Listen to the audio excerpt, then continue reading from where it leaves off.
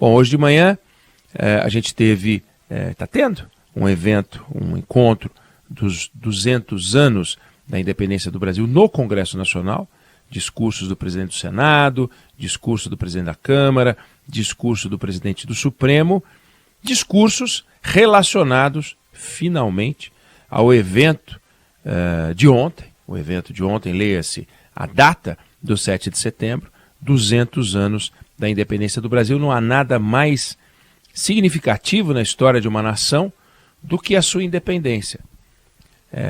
Disse que o Brasil começa a se tornar uma nação a partir da chegada da família real em 1808, de fato começa ali o nascimento, mas em 1822 o Brasil alcança sua independência, torna-se uma nação. E ali começa todo o nosso processo de amadurecimento, surge a Constituição em 1824, depois a gente se tornaria uma república, e assim a gente foi avançando e vem avançando. São 200 anos de conquistas, avanços, retrocessos, mas um saldo sempre muito positivo. Um país com um futuro promissor, já poderia ter um presente bem mais promissor, sem os percalços que a história reservou para a gente, regime militar, golpes de Estado, enfim, aventuras econômicas, abusos, equívocos de governantes, vários momentos em que a gente teve conflitos e mais conflitos, não guerras, mas conflitos importantes e que foram mantendo o Brasil como um país de renda média. Foi já o país que mais cresceu no mundo durante muito tempo, um dos países mais promissores, e de repente a gente foi ficando, e tudo que a gente quer é retomar essa história na entrada do nosso terceiro século de existência como nação, dar um salto, porque o que a gente quer é um salto. E o que a gente viu nas últimas 24 horas foram dois movimentos completamente diferentes, né? Ninguém tinha expectativa de que ontem, ao subir para falar o presidente em Brasília, ou para aparecer e falar no Rio de Janeiro, como já havia feito em Brasília e em São Paulo no ano anterior, ninguém esperava que o presidente Jair Bolsonaro fizesse um discurso de estadista. Ninguém tinha expectativa, ninguém, né? O que pode ter surpreendido muita gente, a mim não surpreendeu, mas fica o registro, a data dos 200 anos passou ilesa. É como se a data dos 200 anos fosse apenas uma oportunidade para colocar pessoas de verde e amarelo nas ruas para ouvir o discurso de um candidato. Ele falou como candidato. Ele não falou como presidente disposto a propor à nação que refletisse sobre os 200 anos de conquista, com alguma referência histórica, falando de momentos importantes da nossa constituição como nação, dos nossos desafios, dos nossos vários momentos, os vários dilemas que o país enfrentou. Zero. Não teve nada disso, nada.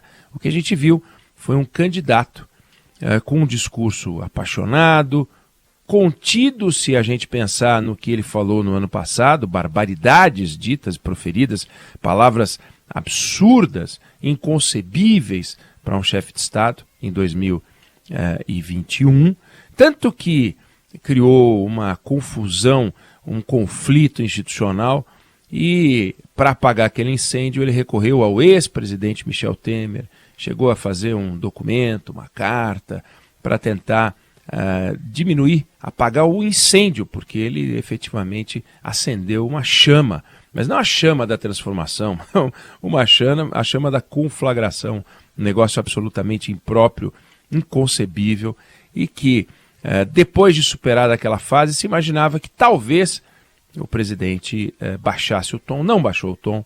Ele, obviamente, não fez ontem um discurso contra o Supremo Tribunal Federal, não propôs um conflito entre os poderes, mas o tempo inteiro falou de forma inflamada, sem a paixão pela função do chefe de Estado, mas a paixão que marcou a campanha de 18, e que está marcando a eterna campanha desde 2018, a ininterrupta campanha, a mais longeva campanha política que o Brasil conhece. Não parou desde 2018, todos os candidatos, mas em particular o presidente da República. E ontem, de novo, um discurso de candidato, inflamado, propondo nós contra eles, em nenhum momento uma palavra de união de todos os brasileiros em favor de uma transformação, reflexões sobre os 200 anos, nada. A gente viu isso hoje, nenhum discurso brilhante, nada extraordinário, nenhuma palavra que a gente pudesse dizer, nossa, marcante, vai entrar para a história como um dos 10 discursos, ou 20, ou 100, ou 2.000, ou 50 mil discursos que merecem registro, nem nas palavras do presidente do Senado, do presidente da Câmara, e nem o presidente do Supremo Tribunal Federal. Claro, recados ditos, não pelo presidente da Câmara, mas pelo presidente do Senado, reafirmando valores, e é sempre importante fazer isso, princípios democráticos, a convivência harmoniosa entre os poderes. A marca do Brasil é essa busca, e é isso que a gente precisa procurar daqui para frente. Seja vitorioso o presidente Jair Bolsonaro, seja vitorioso o ex-presidente Lula na eleição que se avizinha, não dá para o Brasil ficar nesse nós contra eles e trocando de lado. Se porventura ganhar o presidente Lula, o nós virá o que hoje Jair Bolsonaro chama de eles. E daí ficar também esse nós contra eles, e a gente entrar num ambiente de acerto de contas. Quer dizer, acerto de contas se o Bolsonaro se reeleger, acerto de contas se Lula se eleger. Não dá para ser assim, não pode ser assim. O Brasil tem que baixar a bola e cortar as bolas que são levantadas, que são as oportunidades econômicas, as necessidades sociais, né? Uma construção política mais sofisticada. O Brasil tem muitos desafios pela frente e vários desses desafios só serão superados se a gente conseguir aprovar medidas complexas que envolvem 3/5 das duas casas, porque são emendas constitucionais. Como chegar a 3/5, leia-se 60% da votação na Câmara e no Senado, num ambiente conflagrado? Não tem condições. Aí o presidente assume ou se mantém no cargo e o clima de tensão vai se dar de uma maneira tão assombrosa que a gente não vai conseguir aprovar como aprovou muito pouco nos últimos 4 anos. Quer dizer, cadê a reforma tributária? Cadê a reforma administrativa? Como é que a gente vai construir isso se a gente não tiver, não um presidente forte no sentido de vigoroso, mas forte no sentido de tentar construir realmente, pela pacificação, um ambiente aberto às transformações. O Brasil precisa se transformar, o Brasil precisa se modernizar, o Brasil precisa se abrir, o Brasil precisa revigorar a indústria, o Brasil precisa fortalecer ainda mais o campo, o Brasil precisa fazer investimentos extraordinários em infraestrutura, o Brasil precisa retomar o processo de crescimento, de aumento de renda das pessoas, porque não dá para viver assim. Educação, saúde, olha quanto a gente tem que fazer. A gente tem uma longa estrada para o progresso e essa longa estrada está acompanhada de grandes oportunidades. O mundo vive uma crise da qual o Brasil está fora, embora seja parte dessa crise. Mas boa parte da crise não ataca o Brasil, não atinge o Brasil. O Brasil, aliás, é solução, não é problema. Nós não podemos, portanto, ver em Brasília, com perdão da cidade, que é extraordinária, onde eu vivi 6 anos e fui muito feliz, não pode Brasília, como a gente fala Washington, como a gente fala Moscou, né? Como símbolo do poder central, produzir uma crise e sim matar no peito a crise. O 4º andar do Palácio do Planalto tem que ser o lugar onde a bola chega quadrada e ela fica redonda. E de lá saem as soluções. Então, seja o presidente Jair Bolsonaro, o futuro presidente reeleito, seja Luiz Inácio Lula da Silva, o futuro presidente, que já ocupou o cargo 2 vezes, o que a gente precisa é que aquele que vier a colocar faixa, eu falo aquele, não aquela, poderia falar aquela demagogicamente, não acredito na possibilidade de Simone Tebet subir, não acredito na possibilidade Soraya Tronic subir.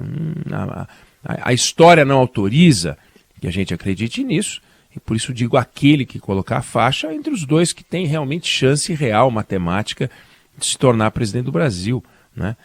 A gente já viu arrancada, uma única arrancada, aliás, na eleição presidencial, que não produziu um X de virada, que foi o terceiro colocado em 2014, Aécio Neves, que saiu mais ou menos dessa época com 15% das intenções de voto.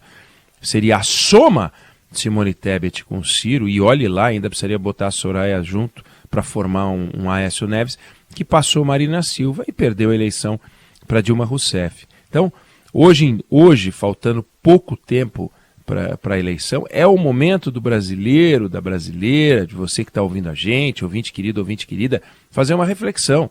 Você pode vencer com o seu candidato, você pode perder com o seu candidato, mas ainda assim, você não pode esquecer que aquele que votou no seu adversário, ele quer a mesma coisa que você, um país melhor. Então nós não podemos entrar nesse ambiente de eu odeio o meu vizinho, eu odeio porque ele é petista ou porque ele é bolsonarista. Não vem ao caso. Somos todos uma coisa só. Sabe clima de Copa do Mundo, quando todo mundo torce para o mesmo time, o time é o Brasil? É isso, o time é o Brasil. Se vai ser transformado pelo Bolsonaro, se vai ser transformado pelo Lula, eu não tenho a menor ideia, né? Quer dizer, não tenho a menor ideia. Hoje a matemática diz que vai ser transformado pelo Lula. Mas não existe em lugar nenhum escrito que o Bolsonaro não tenha condições de ganhar, não. Pode ganhar. E aí, porque ganhou, vai dizer, vou dar uma lição neles? E se o Lula ganhar, vai dizer, vou dar uma lição neles? Então vamos fazer uma faxina no governo? Como é que vai ser? Então nós não podemos entrar nessa viagem enlouquecida. Então se o 7 de setembro serve para alguma coisa, e as festividades, as comemorações continuaram hoje, que sirva para essa reflexão. Chega de nós contra eles. Que a gente vá para as urnas para escolher aquele que a gente, ou aquela que a gente entende que é o melhor candidato ou a melhor candidata para ocupar a presidência da República, e que a gente se conforme se ganhar o adversário e que a gente festeje se ganhar o candidato da gente, para a gente transformar o Brasil daqui para frente. Não dá mais. Não dá para ficar com essa renda medíocre, não dá para ficar com essa educação medíocre, não dá para ficar vendo os jovens querendo chegar ao mercado de trabalho e não tendo oportunidade. O desemprego está caindo, mas a renda também está. Então a gente tem que dar essa virada, e essa virada só se vai dar com união.